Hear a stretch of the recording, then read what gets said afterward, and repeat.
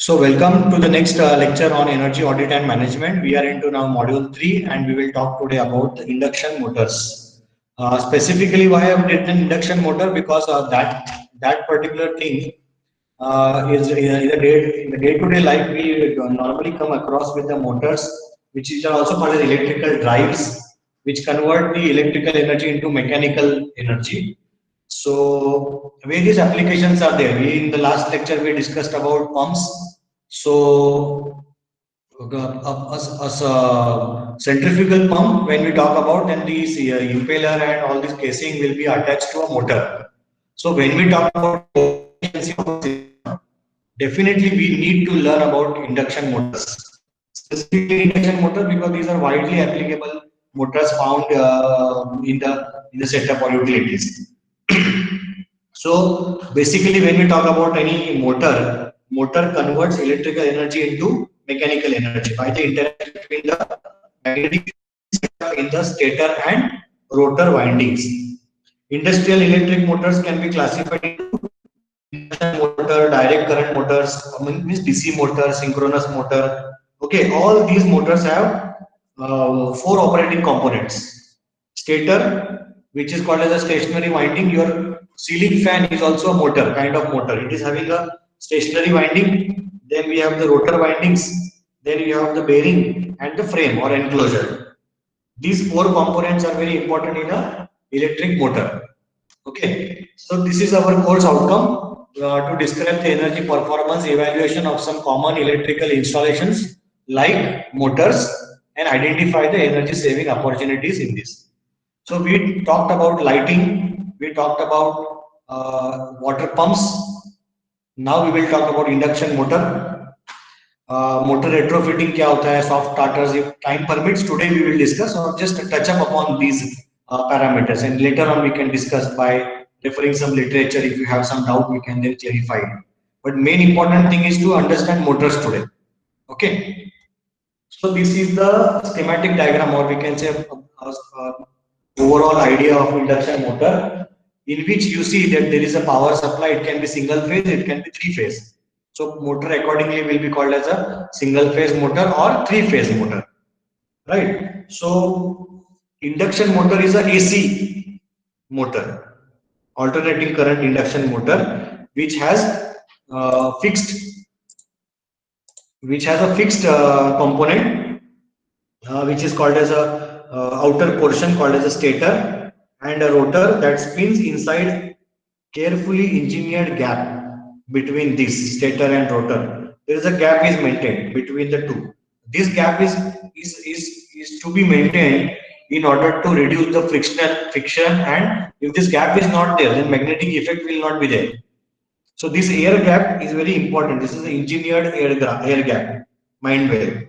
Okay, so a three-phase supply is, or a single-phase supply is fed to the stator winding from here. Okay, so supplied from here, which, and the magnetic flux of constant magnitude, but a rotating speed, okay, is set up, which is also called as a synchronous speed. Okay, synchronous speed is an imaginary speed set up by the magnetic effect. So magnetic field is constant, but it is which type of magnetic field? It is a rotating kind of magnetic field, which is also called as a synchronous speed.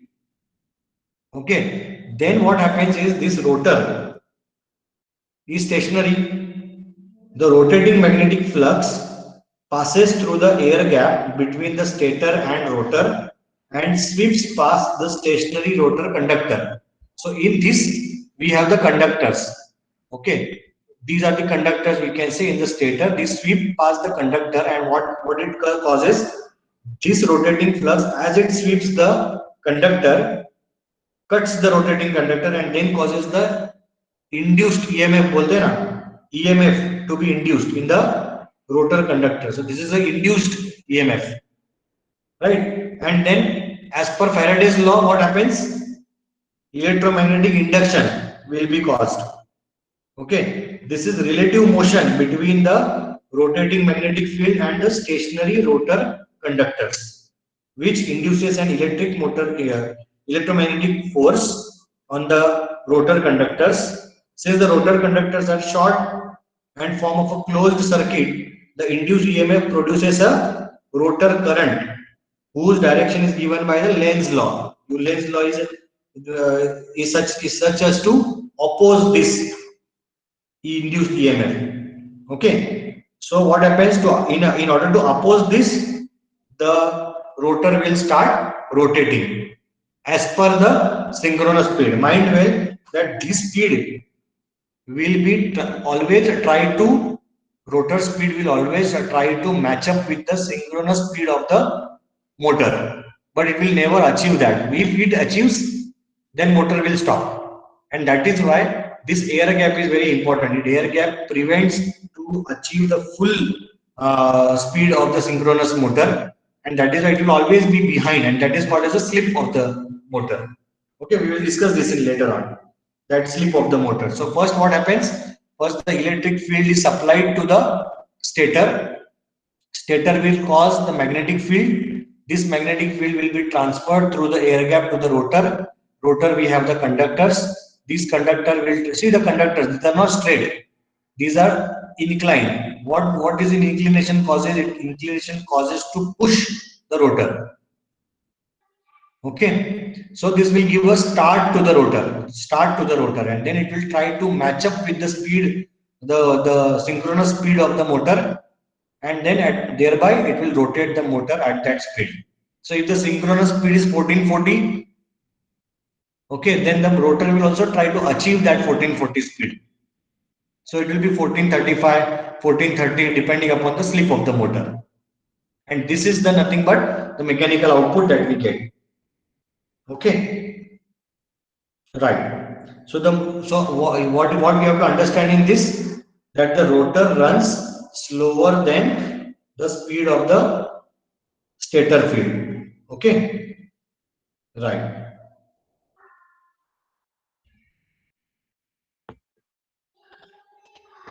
Next one. So what are the different types? What we can say, the types of motors when we say, so slip ring motors. What are slip ring motors? Slip ring motor is a variation of a squirrel cage. Now here there is a squirrel cage induction motor. It is modification of the squirrel cage induction motor. So stator is same. Okay. The rotor of slip ring motor will be wound with wire coils. Instead of this cage, squirrel cage, inside the squirrel cage we have conductors. In case of slip ring, this rotor will change. There will not be a squirrel cage, but it will be wire coils. Okay, so the ends of these windings are connected to slip rings, so that resistor on the other part will be inserted in series with the rotor coils, and then carbon bushes are there, carbon joinings, carbon bush. Okay, that is called as a slip ring motor. But what is the disadvantage of that slip ring motor? Then the carbon bushes will get wear out after some time. Okay, but these are motors for low speed.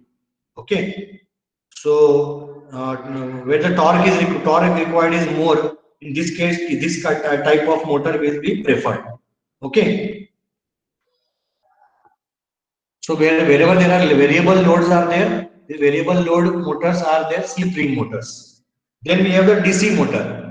Okay, so DC motors. What are DC motors? Direct current motors uses DC power.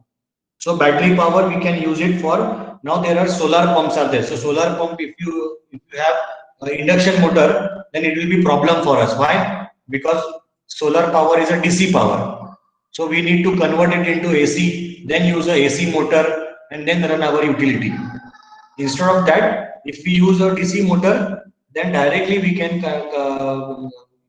convert without converting into DC to AC. We can use it direct for our direct application.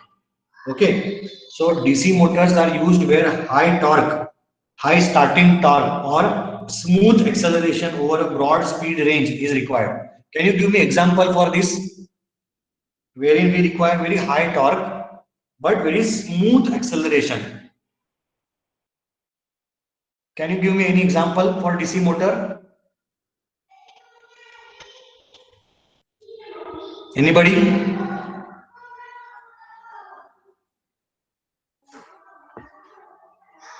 Come on, make it interactive.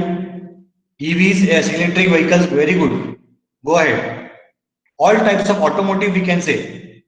Even if we talk about engine, electric engine, in that DC motors are preferred. So we can have smooth acceleration over a wide range of speeds. So there will not be any jerk while changing the speed.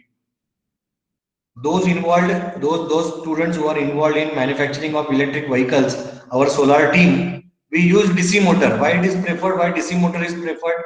For this purpose, that we have very high torque. Okay, because the motor has to carry all this load of the driver, load of the chassis, load of the other equipments. So high torque is required, but very smooth acceleration. There should not be any jerk. Okay, understood this? Others, please interact. Don't sit idle. Okay. Then synchronous motor. Synchronous motor.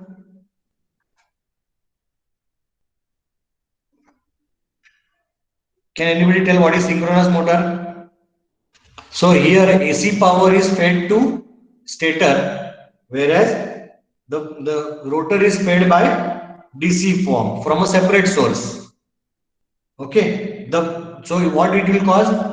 That the magnetic effect on the rotor will be formed by this DC current, and it will try to match with the magnetic field of the stator. So stator magnetic field is being provided by AC, and rotor magnetic field is provided by the DC. So what is the advantage of this?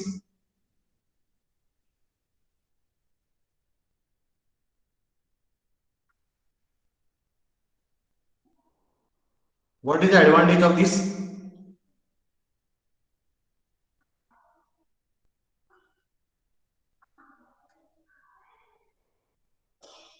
So I told you that whenever we have induction motor, we have slip given by this mismatch of the speed, correct? So this speed, the slip of the motor will cause into efficiency drop.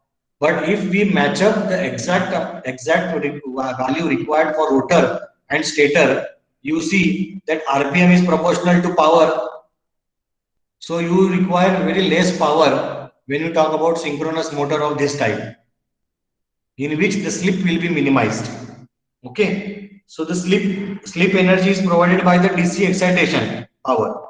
Okay, and here we can have highly efficient motors as compared to induction motor. Then we have permanent magnet synchronous motor. Okay, then we have synchronous reluctance motor. There is literature available, you can go through it in details. Okay, then motor characteristics. How the motor character, we have pump characteristics. In a similar manner, we have motor characteristics. So motor characteristics are provided by two parameters, which is the motor speed and power factor. The speed of the motor is the number of revolutions in a given time frame. Okay, typically it is measured in revolutions per minute. The speed of the AC motor depends upon the frequency of the input power. Normally in our home, the frequency is 50 hertz, whereas in the US it is 60 hertz. Okay, right? So, and 240 volt of supply. So here you see the speed is proportional to frequency, right? So we had also carried out one example in previous pumps example, that the variable frequency drive given by 120 F upon P. Okay, so this gives you the speed. So Indian motors have synchronous speeds like 3000, 1500, 1000, 750, 600, 450, 375, and so on. And the corresponding number of poles are 2-pole motor, 4-pole motor, 6-pole motor. You have to see which type of motor you want. Okay, the actual speed with which the motor operates will be less than the synchronous speed always. So when we have 1500 capacity speed, so my synchronous speed will be, or my actual speed will be 1440 RPM, like that. Okay, so and that is given by slip of the motor. Slip is nothing but synchronous speed minus full load rated speed upon synchronous speed. So on this you expect one numerical, that for a slip of 1%, what will be the synchronous speed given full load rated speed is this much. Or if the slip of the motor is 5%, calculate the full load rated speed if the synchronous speed is 1500 rpm. So this question you can expect. Calculate synchronous speed if the frequency is 50 Hz and number of poles are 2. Also calculate the slip of the motor if the rated full load rated speed is 1440 rpm. Like that. So any combination of problems are expected in the exam. Not in term test, but term test 2 you can expect. In internal assessment 2. So this particular formula very important. Synchronous speed and slip of the motor. Please make a note of it and you capture the screenshot of this. Then power factor. Power factor of the motor is given by cos phi. This we have already discussed. What are the advantages of power factor? Here we would like to discuss that as the load on motor comes down, when the load on the motor comes down, that means it is a under rated motor. So a 50 kilowatt motor is there, but we are operating at a lesser load. Okay, so as the load on the motor comes down, the magnitude of the active current reduces. What will happen if the magnitude of active current reduces? Active current is nothing but kVA. kVA reduces, so there is no corresponding reduction in the magnetizing current. Magnetizing current is same because kilowatts applied is same. So magnetizing current will be same, but active current loses or reduces, which is proportional to the supply voltage, with the result that the motor power factor will reduce. Okay, so power factor reduces with the reduction of applied load. So induction motors are, especially those operating with rated capacity, we are to have the main reason for low power factor in the electric system. Okay, so that means with the motors who are operating below the rated capacity, the power factor will come down.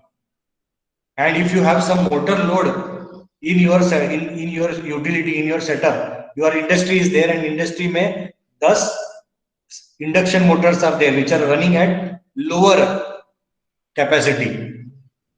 So all these lower capacity motors will result into lower power factor. And you know what are the disadvantages of having a lower power factor. Okay, so these all things are interrelated. Take a screenshot of this. Okay. Motor efficiency. Now what is motor efficiency? So there are two important attributes related to efficiency of electricity used by AC induction motors. Okay, and this is defined as what? Mechanical energy delivered by the rotating shaft to the electrical energy input at its terminals and power factor. Okay, so the efficiency is given by mechanical. It is the ratio of mechanical energy delivered at the shaft to the electric energy input at the terminals and power factor. So you see, as the load percentage of rated load, so 100% means what? Capacity is 50 kilowatt and output is also 50 kilowatt. So this is a rated load. Motor is running on rated load. Efficiency is above 80%. Okay, but if you are operating 50% and less, a 50 kilowatt motor operating at 25 kilowatt, its percentage loading is 50%, then efficiency drastically comes down. Okay, similarly power factor, if the 100% is there, it is around 0.8, 0.75. But if you are operating at lower than rated capacity, then the power factor will come down. Okay, so you have to see that the efficiency and power factor should go hand in hand, and then optimum point you can find out for this motor. What should be the optimum parameter by which we can operate this motor? So it is normally preferred to operate our motor at full load condition, full rated load, not more than that. Okay. The next one is what? Full load power factors at various speeds. If you are operating at full load but you are reducing the speed, And what will happen? Power factor will increase if the speed is increased, because speed and power factor are related to each other. Okay. So when we talk about efficiency of some typical motors, I would like to tell you that squirrel cage motors are normally more efficient than slip ring motors, and higher speed motors are normally more efficient. Okay.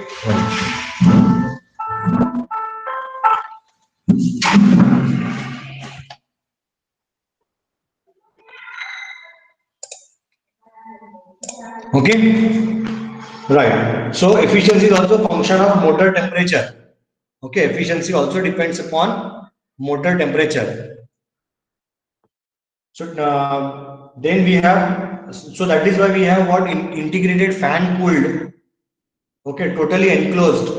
Additional fan is there. Okay, for more efficient motors. Otherwise, if the fan is not there, then we have the screen protected drip proof motors. Okay, right. So the efficiency of the motor is determined by intrinsic losses that can be reduced only by changes in the motor design. What are those? Those are the fixed losses and variable losses. What are fixed losses? Fixed losses are the magnetic core loss and friction and windage loss. Okay, magnetic core loss is also called as a stator.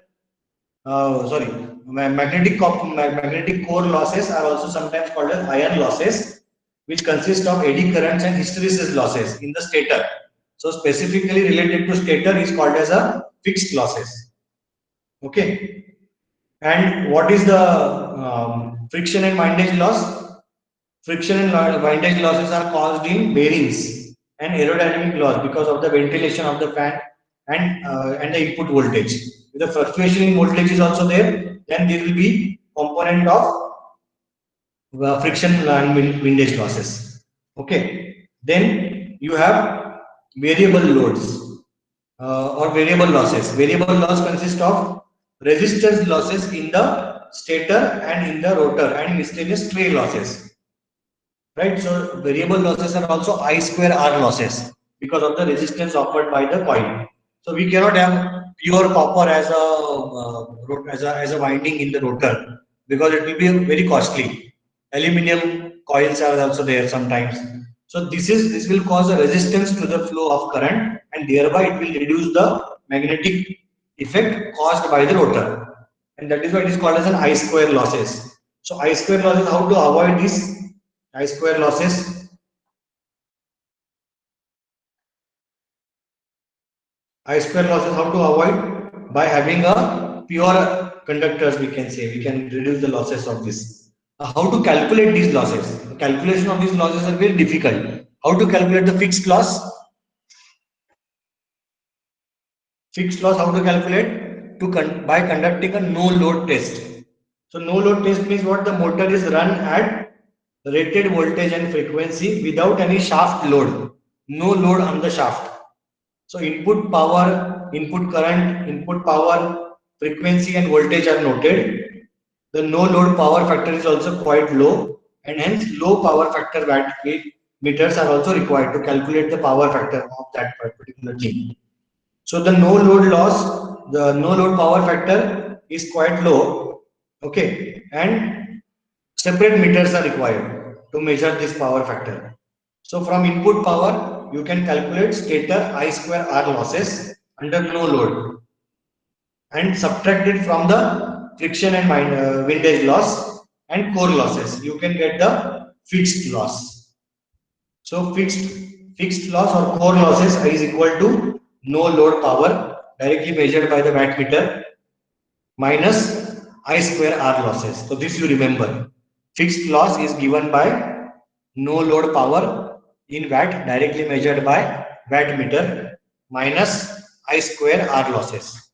Okay, right. So then we come across the concept called as energy efficient motors. So I told you that the core loss or fixed loss or the iron loss. How to address the issue of iron loss to get the efficient energy, efficient motor? Use a thinner gauge. Okay, lower loss core steel reduces eddy current losses. Longer core adds more steel to the design, which reduces losses due to lower operating flux densities. This is, we are talking about the air gap. Lower flux densities will be through this air gap. So if you use a thinner gauge to maintain the air gap, in that case, the iron loss can be minimized and thereby your motor will become efficient. Then you have stator I square R losses. So I told you that larger conductors, use of more copper, and larger conductors increase cross-sectional area of the stator windings. This lowers resistance of the winding and reduces the losses due to current flow. So current will flow through a good conductor, and if that good conductor is also pure form of copper, then there will be no losses in that. Then how to calculate, how to control the rotor I square losses? Use of larger rotor conductor bars, increase size of cross section, lowering conductor resistance and losses due to current flow. And that is why you will see that more longer motors are more preferred than the shorter ones. Can you tell me this one of the examples of a lengthwise more motor? Can you give me an example where you find that the motor is lengthwise it is more, whereas diameter wise or cross section wise it is lesser? Longer conductor resistance or longer bars are there for that motor. Any motor you come across? Are you getting the click of that?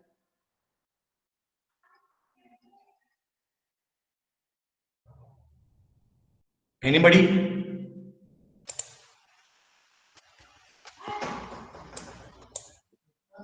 Yes, Sarvesh.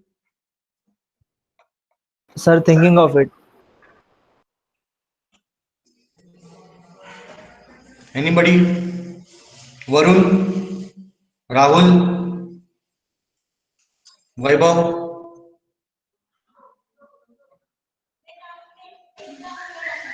See, I will give you example.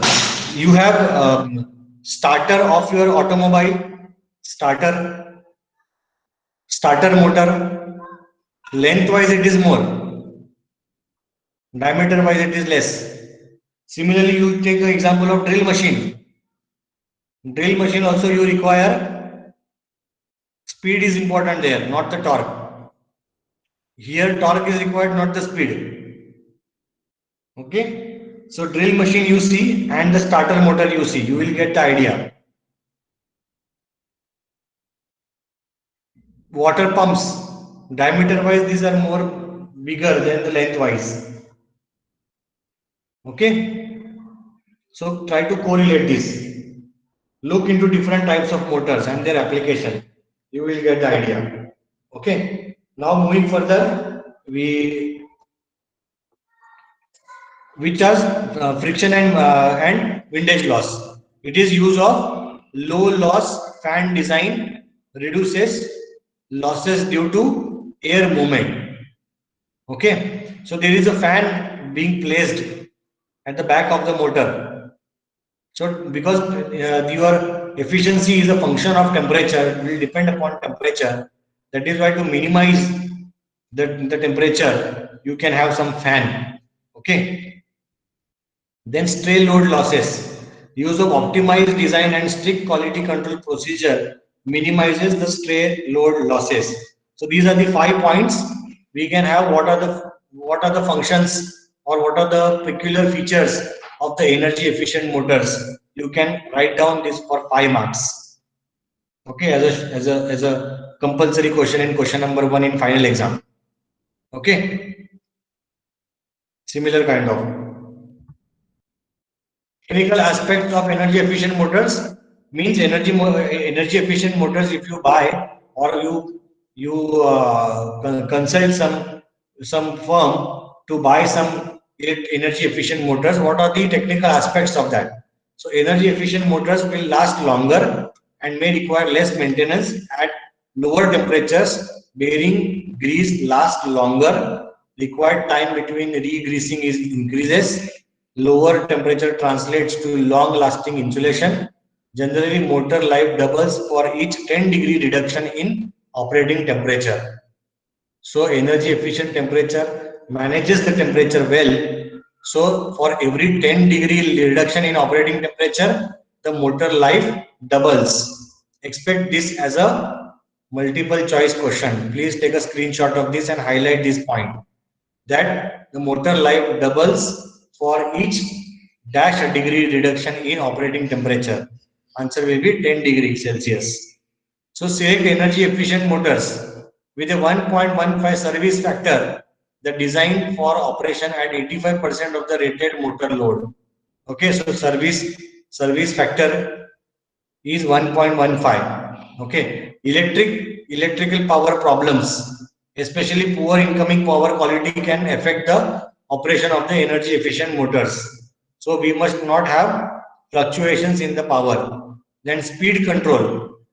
So all these parameters are addressed in energy efficient motors. Even though it is a electrical problems are there, the electrical problems are being controlled by the energy efficient motors by putting some soft starters. Okay, soft starters are there. So speed control. What is speed control? Speed control is crucial in some application. In polyphase induction motors, slip is a measure of motor winding losses. Lower the slip, higher the efficiency. Less slip in energy efficient motors results in speed about 1% faster than in standard counterparts. Okay. Then starting torque for induction motors may be lower than for standard motors. Facility managers should be careful when applying energy efficient motors to high torque applications. So this is one of the limitations, that the starting torque for energy efficient motors may be lower for standard motors. So one must think of applying energy efficient motors to high torque applications. Now there is a concept called as VFD, that is variable frequency drive. So we give this example as RPM is proportional to frequency and number of poles, and you know RPM is also proportional to power. If the RPM reduces, the power also reduces. The power can be reduced by RPM. RPM can be reduced by variation in the frequency. So if the frequency applied to the motor is changed, the motor speed changes in different proportion to the frequency change. This control of frequency applied to the motor is a given job of variable speed drives. So variable frequency drive or VSD, variable speed drives, is one and the same. So VSD's basic principle of operation is to convert the electrical system frequency and voltage to the frequency and voltage required to drive the motor at a speed other than its rated speed. The two most basic functions of VSD are to provide power conversion from one frequency to another and to enable control of the output frequency. Okay. Some more things I would like to tell you about the variable frequency drive is, now these variable frequency drive utility units are available. Okay.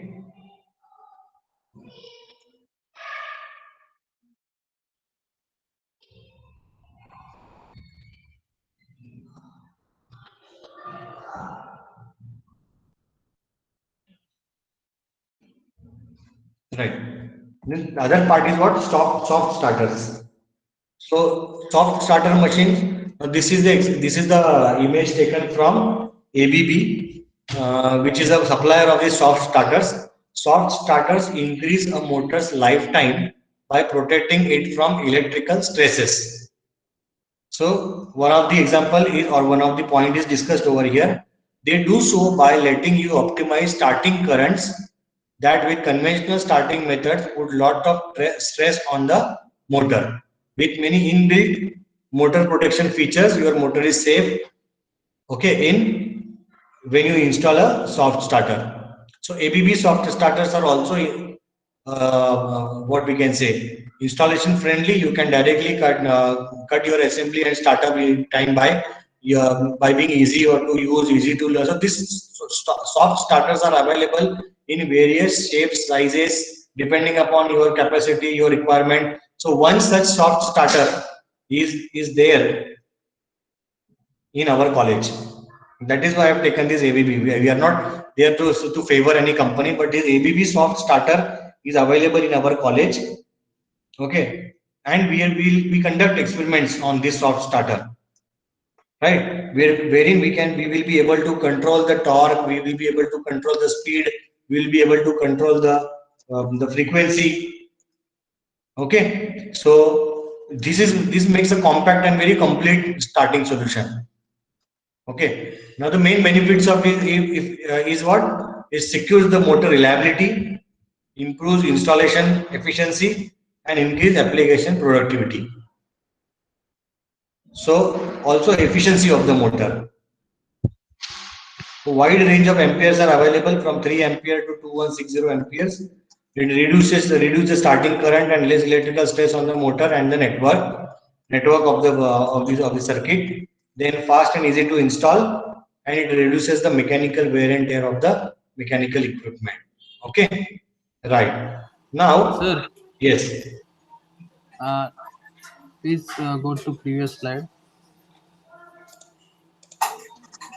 this ABB में जो आपने बोला कि installation efficiency बढ़ाता है, वो कैसे, मतलब मेन बेनिफिट में? yes. Now see what they want to say from here is, see, you need only one unit. Okay, you need only one unit. That means it is a kind of switch. So installation of switch is very efficient. You do not need a separate speed controlling device. You don't require any torque controlling device. You do not require a stabilizer. Stabilizer means what? Voltage stabilizer. Fluctuation in the voltage can be controlled by voltage stabilizer. Fluctuation in the current can be controlled by these soft starters. So everything is there in this one particular switch or one particular unit. You just require a three-phase supply, put it in the input of this switch, and the output will be given to the motor by this. So whenever there is a fluctuation in the current, this soft starter will not pass the fluctuation in the current to the motor, but it will filter out and will supply constant current to the motor, thereby increasing the motor life. So installation will require just putting this unit in between your input and input current voltage, the form in and the motor. That's it. That is why it is called as a installation efficiency. Okay. Okay, sir. Yeah. In addition to this, there is one more concept called as a motor retrofitting. This everyone is familiar with. That is why I have not included in our slide. Motor retrofitting is nothing but overhauling or rewinding. So in case what happens is, due to several operations of your fan, you take an example of your fan, which is also converting electrical energy into mechanical energy. So you see a new fan. If you see new fan and you open it, you will find the winding is shiny. Copper winding is shiny. But due course of time, if you open the fan, old fan, if you open, the copper coil or the copper winding will tend to change its color from the shiny appearance to a dull or dark, or some carbon will be there on that coil, and due to which the motor becomes inefficient. Also, it is possible that your casing is fine, your squirrel cage is fine, your stator is fine, just a coil is damaged. Maybe some coil is broken at some point, difficult to check it, which particular coil is being damaged. So in that case, what you can do is you can completely overhaul, retrofit the motor, maintain the air gap, put some thin sheet in between stator and copper. This is called as motor retrofitting. And it is seen that when you retrofit the motor, okay, when you retrofit the motor, you see that your efficiency is increased, right? So this is very important that you should be able to retrofit your motor and the efficiency will be increased. Okay, then there is a star labeling program for energy efficient induction motors, right, given by, so this standard and labeling for the energy efficient induction motors is for 3-phase squirrel cage induction motor in 2-pole, 4-pole, 6-pole category for continuous operation, and rated output has a varied output from 0.37 to 375 kilowatt. If your motor is 3-phase motor in falling in the range of 0.37 kilowatt to 370 kilowatt, then it can come under the labeling program. Okay, so this scheme specifies the rated output efficiency class based on IS, the Indian standard. It gives the it gives the star rating to induction motor as a 3-star, 4-star, 5-star, and so on.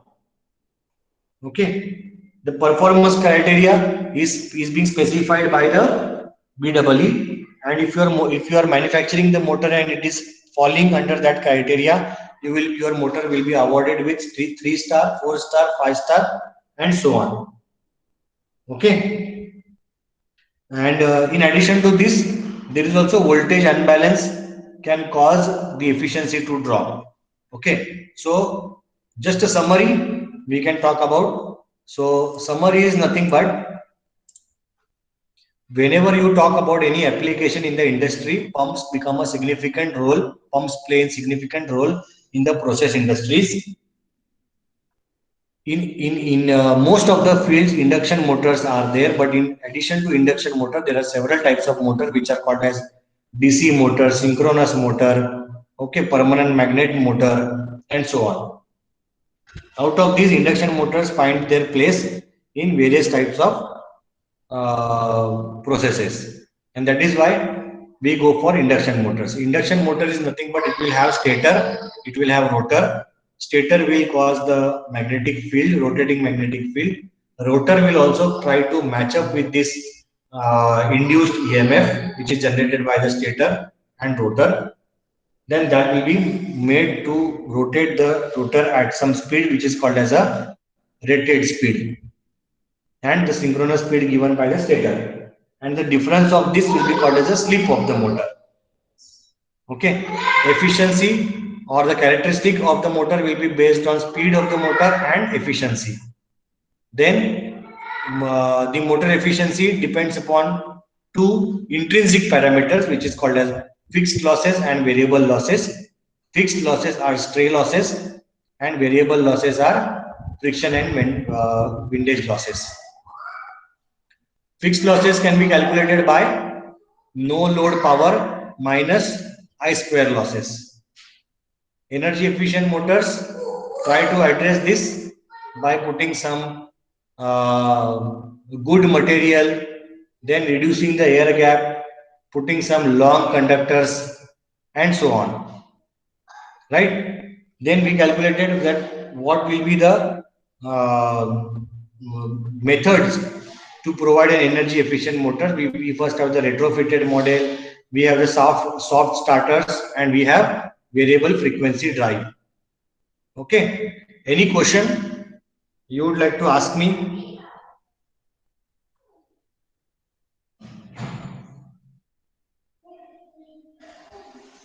Any question you would like to ask me at this point?